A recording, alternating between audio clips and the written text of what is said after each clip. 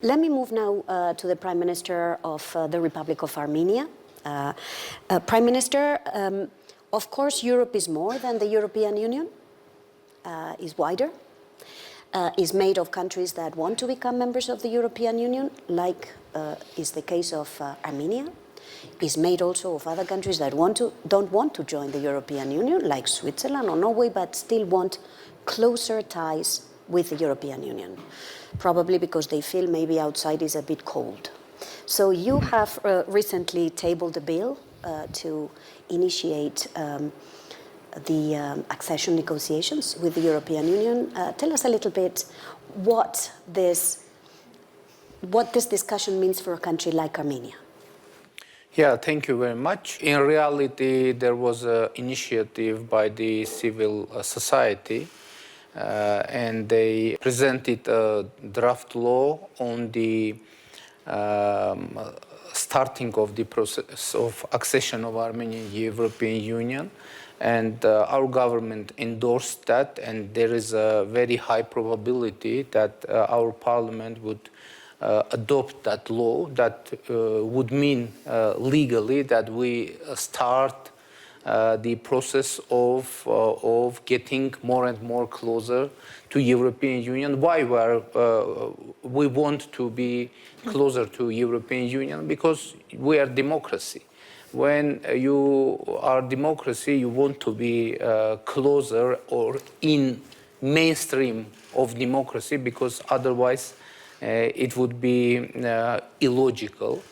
And now we work very closely with European Union, and to be honest, during last years, the tremendous changes and improvements happened in our relations with the European Union. For example, we just started the negotiations on visa liberalization agreement, which was in our agenda for long years, but we weren't able to start even the negotiations, and I hope that we will be able to end it and sign it as soon as possible. Now Armenia is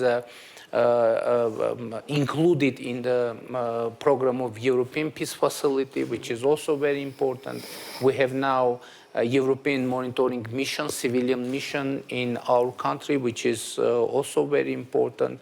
We are in the process of implementation of a comprehensive and enhanced partnership agreement with the European Union, and we are working very closely. As far as economic ties are concerned, of course, we want to be closer to European Union economically as well. But from the other side, we want to be closer in terms of economy in our regional countries as well. Because unfortunately, from beginning of our independence, we were kind of in economic isolation because our borders with Turkey and Azerbaijan were and are closed. And so to make change, not only in our region, but globally, in terms of overcoming these supply chain shocks, we put on the table our proposal of our project of Crossroads of Peace, which I hope is familiar to you. And it is about the making our regional transportation communication more effective, and to create new transport communications, not only with Azerbaijan, but with Turkey as well, to deepen our cooperation with Iran, with Georgia. And it is also about the European Union, because if when this project will be implemented, we will have new chain routes through Armenia for the European Union. And it isn't just a matter of economy. It is also very important security factor, because you just mentioned interdependence as a very important factor for overall stability and security. But of course, this project will work in case or when we will be able to create sustainable peace with Azerbaijan.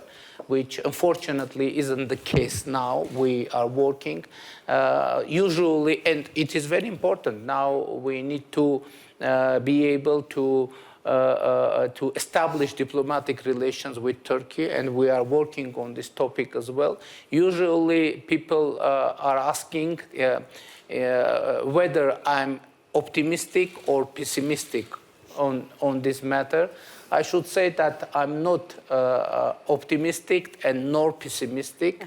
I'm pragmatic. I just understand that we need to work until the task is solved.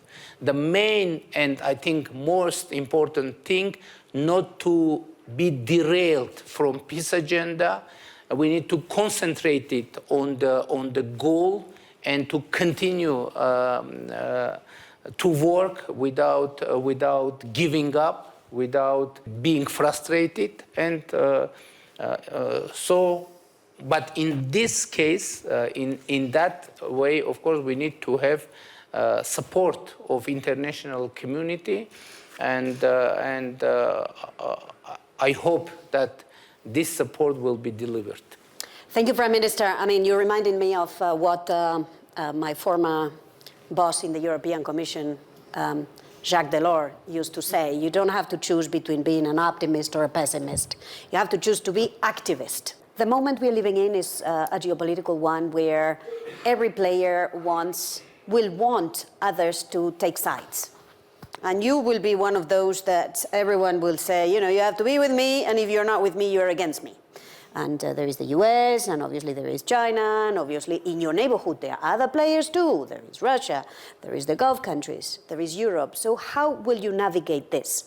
You know, that's why we decided to adopt balanced and balancing foreign policy, which means that we will try to create a balance between our different relations with the European Union, in our relations with Russia, with our regional powers, very important, our relations with Iran. And I mentioned already we are trying to establish diplomatic relations with Turkey. We are trying to reach to a peace deal with Azerbaijan. And of course it isn't easy. But from the other side, I don't think it is impossible. Because it could seem kind of strange. But really, we are suspiciously transparent with all our international partners in our intentions. We are sharing with all partners what we are doing with other partners. What you mentioned our decision to get closer to European Union, but we are trying very intensively to share our position with Iran. We are trying to share very actively our position in Russia and with all our partners, because you know, after all, Armenia is an independent country, and in these challenging times, of course, there are many challenges and many threats. But from the other side, it is a huge time of changes. Definitely and obviously, the times of changes bring huge threats. But from the other side, huge opportunities emerge, and we are trying to manage threats and to use opportunities. And that is, I think, only pragmatic way to go forward, but not forgetting about balances. Because to lose balance could bring very heavy consequences for security, for stability, not only in terms of a country, but in terms of region and in terms of global stability. Because when we say and we pose that task to be as interdependent as it's possible, but from the other side, in this situation, any instability in any region of world could start a chain process worldwide, even in the small countries, small regions, etc. And that's why I think to be balanced and to not to forget about this task, balancing in a daily basis, it is most important thing, I think.